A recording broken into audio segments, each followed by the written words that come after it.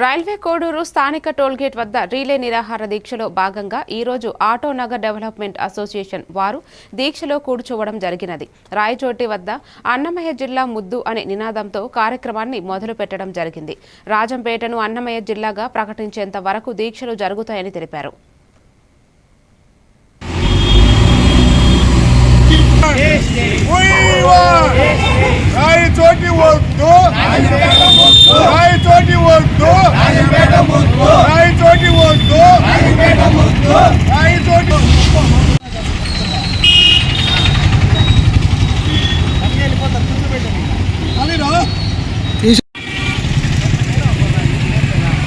చోటి వద్దు రాజంపేట ముద్దు అనే నినాదంతో ఈరోజు మేము ఇక్కడ railway Koduru auto Nagar development association తరఫున ధర్నా చేస్తున్నాము. ఈరోజు 8వ రోజు. మేము గత 25 సంవత్సరాలుగా దీనికోసం పోరాడుతూనే ఉన్నాము.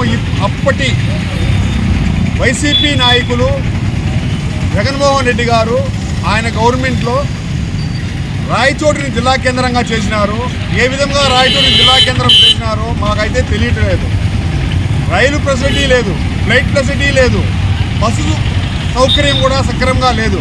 అటువంటి చోటికి ఒకరోజు గవర్నమెంట్ పని మీద పోతే తాగడానికి నీళ్లు లేవు, సరైన భోజన వసతి లేదు, సరైన రూమ్ సౌకర్యాలు కూడా లేవు. అటువంటి దాన్ని ఆ రోజు వాళ్ళు ఏ విధంగా అయితే రాయచోటిని ఏ ప్రయోజనం ఆలోచించి రాయచోటిని జిల్లా కేంద్రంగా చేసినారో మాకు అర్థం కావడం లేదు.